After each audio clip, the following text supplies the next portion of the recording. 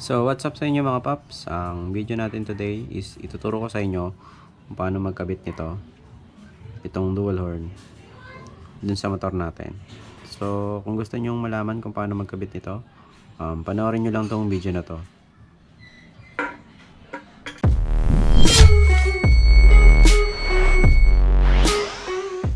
So yun mga paps, bago natin simulan yung paglalagay ng dual horn natin, so may mga kakailanganin muna tayong gamit para makabit natin yun. So first, kakailanganin natin ng fuse holder na may fuse, then extra wire.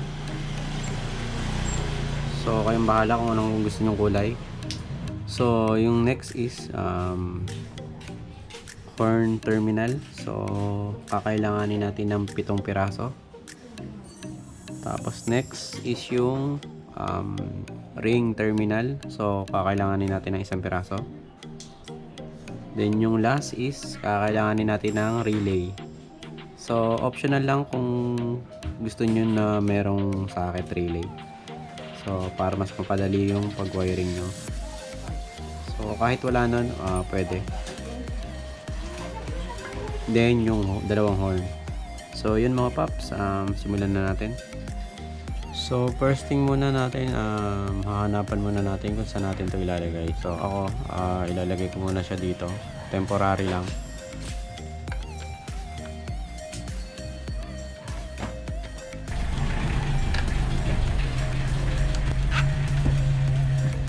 So yan, next yung kabila naman.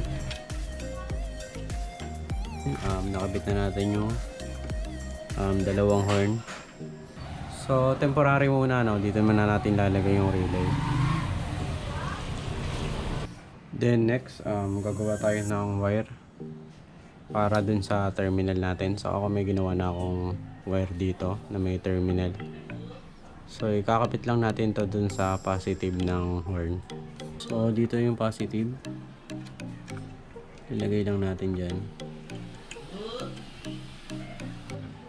Tapos yung negative, ilalagay lang natin yung isang wire na may terminal na rin. So magkabilaan yan, no? Isa dito at isa dito. So ito yung isa. Bali idudugtong na lang natin dito. So ito yung magiging body ground. Ilalagay lang natin to sa body ground. So pwede tayo magkabit dito sa tornilyo kung ginabitan natin.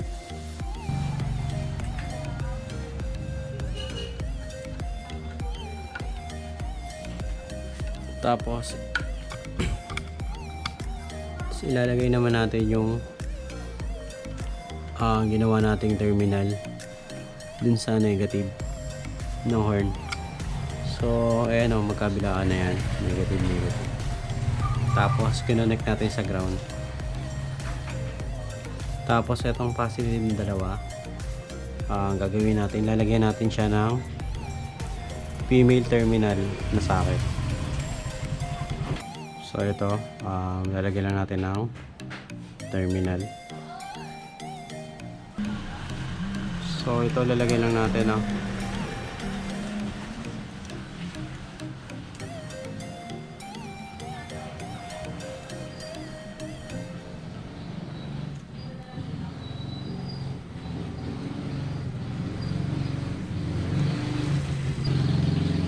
tapos yung kabila naman, lalagyan din natin yan.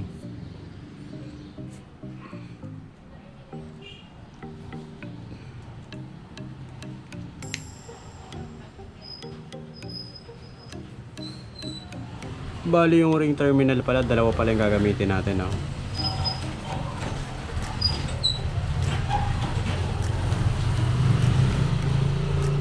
Bali yung ring terminal is isang ring terminal dun sa battery, tsaka isang ring terminal dito sa negative. So bali dalawa yon. So itong gantong terminal na horn, ilan yung ginamit natin? 1, 2, 3, 4, 5, 6,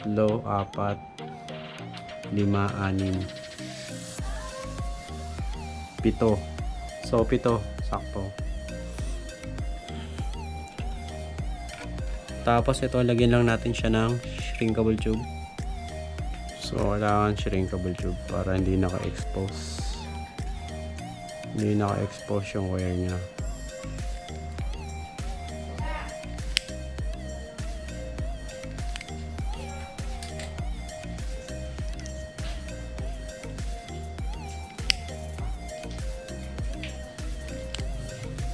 Then next na ilalagay natin is itong fuse na ginawa natin.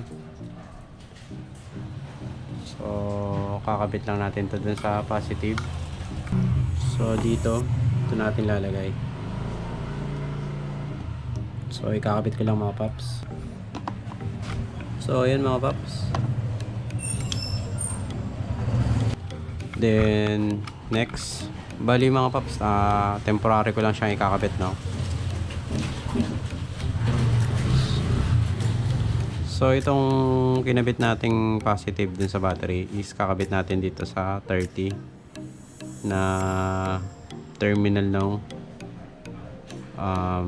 relay. So bago natin ilagay is lagyan muna natin ng shrinkable tube to. So ito ikakabit natin sa 30. So dito. Then next, yung 87 is kunin natin yung positive ng sa horn. So dito yan. So dito mga paps. Then yung next is kukunin natin yung terminal dito sa lumang busina natin. So alam na natin kung nasaan yung positive dyan, no? So ito yung positive, ito yung negative. So bali kahit saan dito sa dalawa, kahit magbaliktad to, pwede. So kabit lang natin.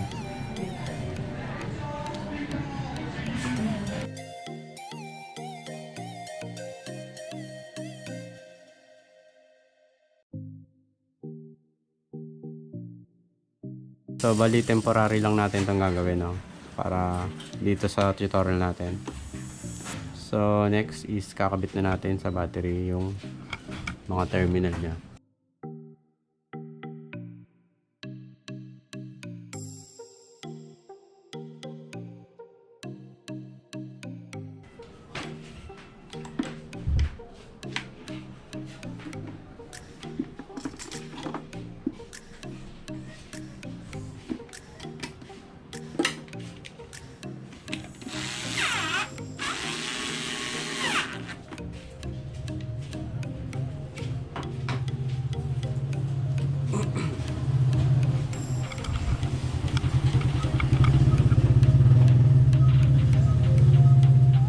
So ayan, nakabit na natin yung negative terminal at positive. Pinaka last step is ilalagay na natin yung fuse dun sa fuse holder.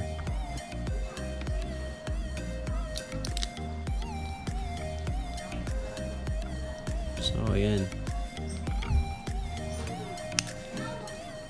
So ayan mga paps. Ngayon testing na natin siya. So yun mga paps, nakabit na natin yung dual horn natin. So testing time na tayo, no? So testingin natin mga paps. Ito yung ignition. Tapos testingin na natin. So 1, 2, 3. So yun, lakas na. So isa pa mga paps. Lakas, ang lakas. So isa pa mga paps.